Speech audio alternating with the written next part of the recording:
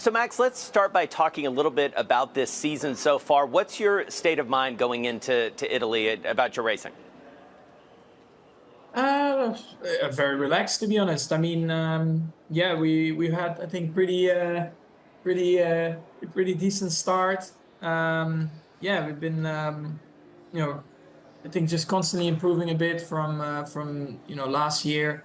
But of course, also the competition. They have been also improving, and I think everyone is getting a bit closer here and there. But that's good. I mean, everyone is of course trying to push as hard as they can, and that's the same for us. It's interesting to think about, moving to Italy and then on to Monaco. After Miami, we sort of see the fullness, and I'm speaking to you from Doha, the fullness of this global circuit. Do you think the mix is where it needs to be geographically, or do you think the calendar needs to be tweaked? Um, I think what we're doing in the US at the moment, I think is great. Having the three races there in different places, I think works really well. I think, yeah, from my side, the only thing I think what can improve a bit on the calendar is just the general like traveling. We're still traveling a little bit too much left and right. I think it would make a bit more sense, to maybe start like we did in Asia. Maybe have a few back-to-backs and then do Europe, and from Europe you move on to the US or whatever. So there are I think still a few things that we can do better. Also, when you look from sustainability, but at the same time, of course, I understand that, having two, three races in the same country or in the same continent maybe sells less tickets. But then at the end of the day, I mean, what are you trying to sell? Is it tickets or actually sell the sustainability story? That's what we have to look at. Well, and obviously the global audience as well that's tuning in to watch from home or bars or wherever. So to that point, in terms of building the fan base, obviously the U.S., as you mentioned, is getting much more popular. Drive to Survive, we've heard that story a lot. What else does F1 need to do? What do individual teams need to do to ensure that the sport keeps growing globally? Keeping it real. I think, yeah.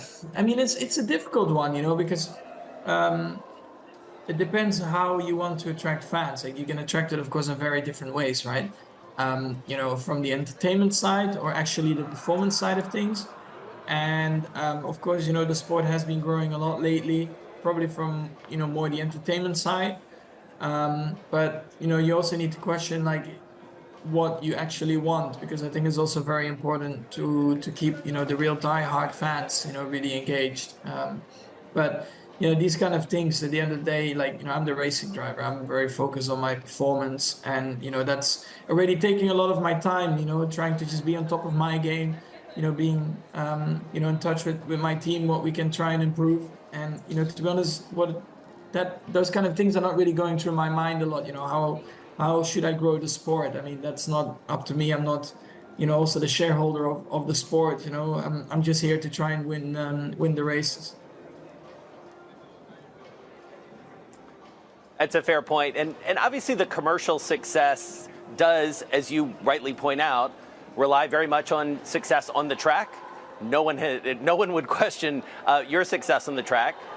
It's worth pointing out that obviously, there's going to be a big change with Adrian Newey leaving. What's your confidence level, I should say, about that side of the equation moving forward, ensuring that you can stay competitive on the track? Yeah, I mean, it's of course, it's been quite a change, I guess, but also a shame that Adrian will be leaving, because I think it would be always nice for him to be part of what we are doing. I mean, he's been incredibly important for us, especially from the start of Red Bull Racing, I would say.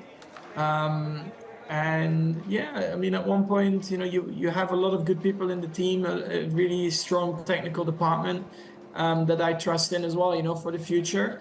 So naturally, the confidence is very high. I'm very excited for the coming years as well. But yeah, Would it have been nice for Adrian to be around as well and see that? For sure. But at the end of the day, you know, when people want to maybe seek new challenges or whatever, you can't stop that. And so when you think about, obviously you take care of business on the track, that's clear. How much do you think about your business, the business of Max, off the track? You know, you have some key endorsements with EA, with Heineken. How do you choose those partners, and what is that process like? Luckily, I have a really strong group of people, around me that I think know me pretty well, so I think at the end of the day, the sponsorships and endorsement deals, they need to fit me, and, we need to be able to, work very well together, which I think with the deals that we have in place at the moment, they work really well for me. And then also I'm probably a bit more natural in the way that, I can express myself. So that definitely, works very well. Because you also, we do a lot of racing, we do a lot of simulator work back at the factory. We have a lot of marketing days, and then plus your private deals as well. There are a lot of days that are gone in a year, because it's also important, of course, to rest up and actually spend time with family and friends, because F1 of course is great, but that's not what I'm going to be doing the rest of my life. So it's important to find your free time as well, and enjoy life as well, a little bit. And so that begs the question a bit, as you think about, and I don't imagine it will be soon, but life after the sport. How do you build your business portfolio? How do you think about the business of Max moving forward? What do you see yourself doing down the line? I probably, myself, I will always race a bit, but a bit less than Formula One. It's very intense. I have a lot of plans, outside of that. I do a lot of simulator stuff, like virtual racing. And I want to try and find a way of, drivers who don't have the money to start in go-karting or other kind of categories, to make it into real racing. I want to try and create an opportunity for them through the virtual world, the sim racing world, to also have a shot at it in real life. So this is something that I'm planning. I don't want to rush it. I want to do it well, but that's something that I definitely, I'm very interested at. And everything else outside of that, I think, it just depends a bit more, how much free time you have as well. Of course, there's plenty going on in the background, but yeah, a lot of people around me, people that I trust, they take care of that. Well, speaking of plenty going on in the background, there obviously has been a lot of off-track noise, on the team, drivers moving around. How do you stay focused amid all that, and how does that affect your decision making? I think I'm quite a relaxed person, so when I go home, I honestly don't really think about Formula One too much. Um, Other kind of things around, other teams or whatever, that doesn't interest me at all. What is happening there. I'm just very focused on what I have to do within the team. And outside of that, I really want to try and switch off as much as I can. So yeah, I'm pretty relaxed. Of course, a lot of things, from the start of the season happen, but on the other hand, I'm just here for the results. I try to focus on the performance side of things, and I just try to do the best I can. It was interesting. I was in Miami and, witnessed that very, I dare say, sweet moment between you and Lando, when he won that race. What does that mean for the sport? Obviously, you've been dominating, and yet I would imagine you understand that, good competition is ultimately what is going to drive fans. So how do you square that in your mind? Well, first of all, they beat us fair and square. So then, yeah, I'm good friends with Lando, so I was very happy for him. To win his first race is always, I think, a very special moment when you win your first race. So yeah, just genuinely happy.